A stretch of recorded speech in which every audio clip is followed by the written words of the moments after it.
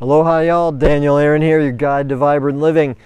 Quick story in the midst of our month of gurus.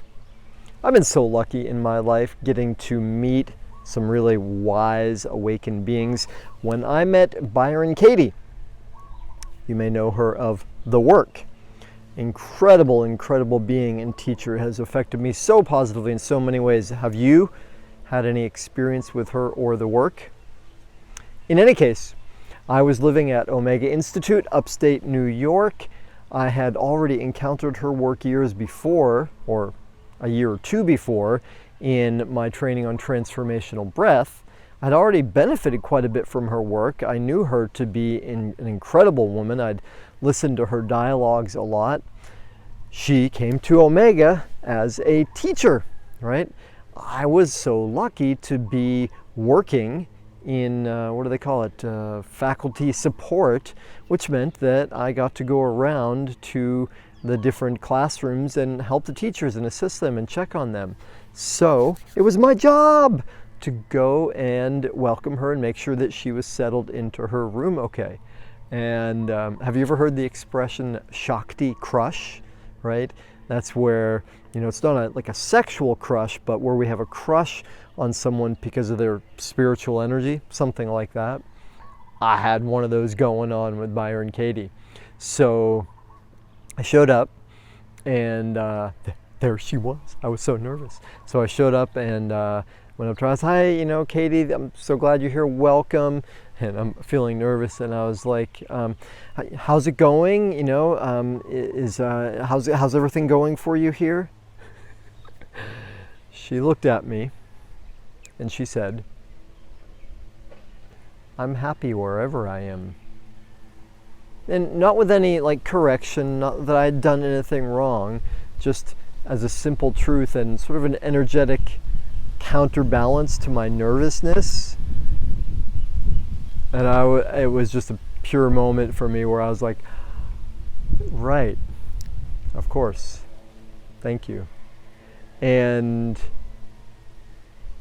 yeah, I don't know, there's something really powerful about being in the presence of somebody who's awakened, and that's a relative term, awakened, but awakened perhaps beyond the degree that we have. Somebody that has a higher level of peace or joy or love or kindness. You know what I mean? You've had this experience, we all have this experience in our lives.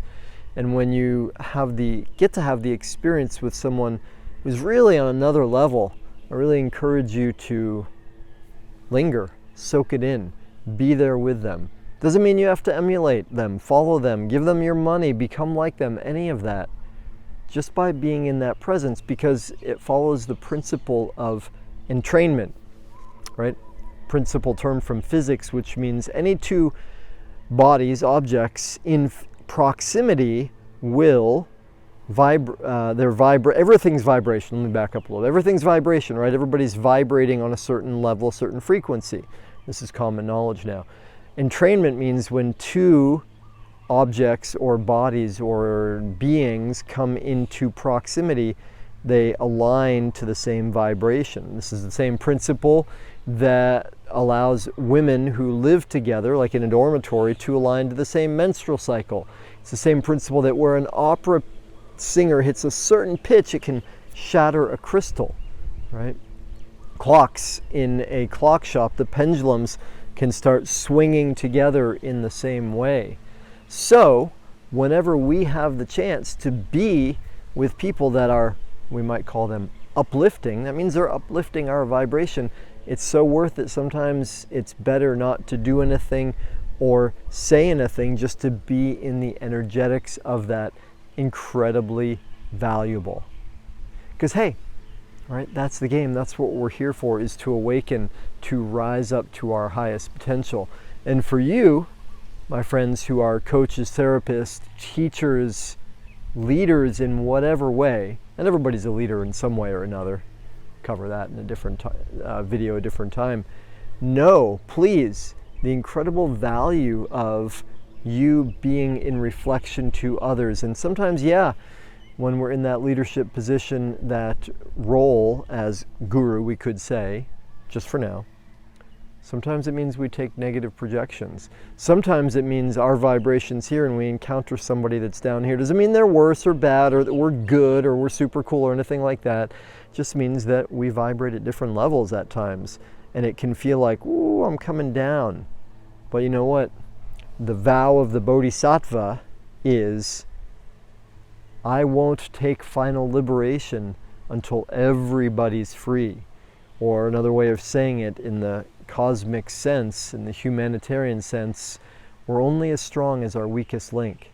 So the more we are lifting each other up, the more we all rise up.